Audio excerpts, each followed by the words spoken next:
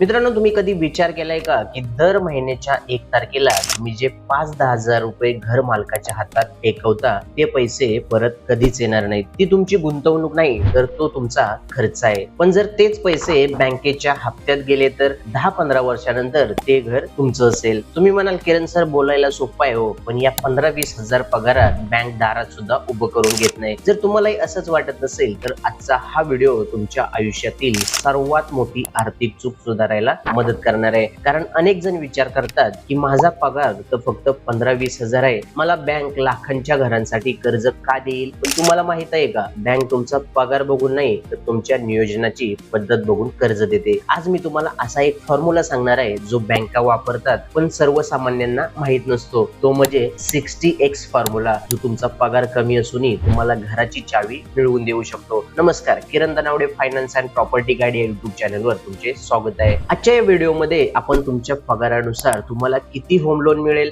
उदाहरणार्थ जर तुमचा पगार 15 ते 20 हजाराच्या दरम्यान असेल तर तुम्हाला किती होम लोन मिळेल, आणि जर तुम्हाला जास्तीचे होम लोन हवे असेल तर ते कसे मिळेल याची देखील सविस्तर माहिती पाहणार आहोत. त्यासाठी हा व्हिडिओ शेवटपर्यंत नक्की पहा. चला व्हिडिओ सुरू करूया.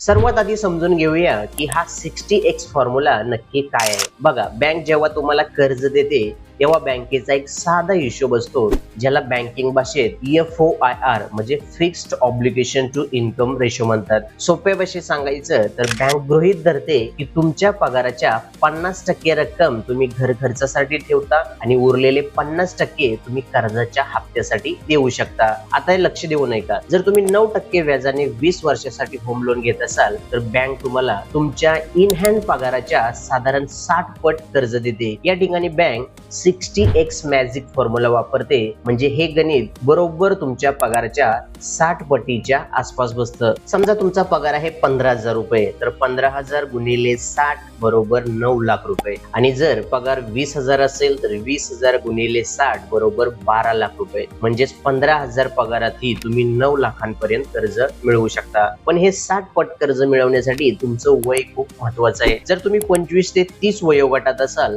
तर बँक तुम्हाला 20 ते 30 वर्षाची मुदत देते. जितकी मुदत जास्त तितकी तुमची कर्ज मिळण्याची पात्रता वाढते. पण लक्षात ठेवा, 30 वर्षाचे कर्ज घेतल्यास तुमचा हप्ता कमी होतो, पण तुम्ही बँकेला दुपटीहून अधिक व्याज भरता.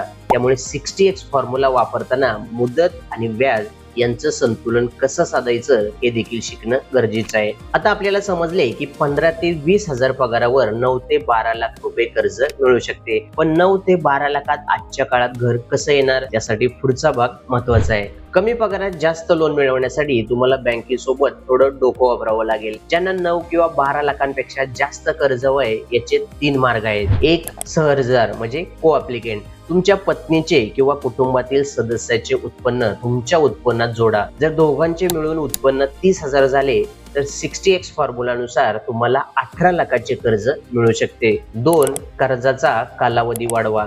15 वर्षाऐवजी कर्ज 20-25 वर्षासाठी घ्या. यामुळे तुमचा मासिक हप्ता कमी होतो. बँकेची रिस्क कमी झाल्यामुळे बँकेला वाटतं की तुम्ही हे कर्ज सहज फेडू शकता, म्हणून बँक जास्त रक्कम मंजूर करते. 3, इतर इन्कम प्रूफ. तुम्हाला ओव्हरटाईम मिळत असेल, शेतीचं उत्पन्न असेल, भाड्यातून उत्पन्न मिळत असेल किंवा पार्ट टाइम काही काम करत असाल तर त्या उत्पन्नाचे पुरावे बँकेला द्या. पगार स्लिप व्यतिरिक्त जे काही उत्पन्न आहे ते तुमची रिपेमेंट कॅपॅसिटी वाढवतं. तसेच कमी पगार असणाऱ्यांसाठी प्रधानमंत्री आवास योजना ही एक वरदान आहे. जरी याचे नियम बदलत असले तरी आजही अनेक बँका आर्थिक दृष्ट्या दुर्बल घटकांसाठी विशेष सवलती देतात. तसेच जर तुम्ही तुमचे घर पत्नीच्या नावे घेत असाल किंवा त्यांना फर्स्ट ओनर करत असाल तर महिला सहमालक असल्यास व्याजदरात सवलत आणि स्टॅम्प ड्युटी मध्ये सूट देखील मिळते. मित्रांनो, होम लोन मध्ये अशा अनेक तांत्रिक गोष्टी आहेत ज्या सामान्य माणसाला माहित नसतात आणि तिथेच फसवणूक होते. म्हणूनच मी तुमच्यासाठी संपूर्ण गृहकर्ज मार्गदर्शक हे ई बुक तयार केले आहे. यात कर्जाची मूलतत्वे, कागदपत्रे आणि कमी व्याजात कर्ज कसं फेडायचं, कमी पगारात सिबिल स्कोर कसा सुधारायचा याची A to Z माहिती अत्यंत सोप्या मराठी भाषेत उदाहरणासहित दिली आहे. जर तुम्हाला बँकेच्या व्याजाच्या जाळ्यात अडकायचं नसेल आणि एक सुजाण कर्जदार बनायचं असेल तर हे ईबुक आजच डाउनलोड करा. ईबुक पीडीएफ डाउनलोड लिंक खाली डिस्क्रिप्शन आणि पिन कमेंट बॉक्स मध्ये दिली आहे, नक्की चेक करा. बँकेत जाण्यापूर्वी या 3 गोष्टी नक्की तपासून घ्या, नाहीतर पुरेसा पगार असूनही लोन मिळणार नाही. एक, सिबिल स्कोर. हा तुमचा कॅरेक्टर सर्टिफिकेट आहे. हा 750च्या वरच हवा, कारण 750च्या खाली सिबिल स्कोर असेल तर बँक तुम्हाला रिस्की मानते. 2, चालू कर्ज म्हणजे एक्झिस्टिंग लोन. जर तुमच्या पगारातून आधीच मोबाईलचा, बाईकचा किंवा पर्सनल लोनचा हप्ता जात असेल तर बँक तेवढी रक्कम वजा करून उरलेल्या पैशावरच होम लोन देईल. त्यामुळे शक्य असल्यास होम लोन घेण्यापूर्वी तुमची जुनी छोटी कर्ज बंद करा. 3, बँक स्टेटमेंटची स्वच्छता.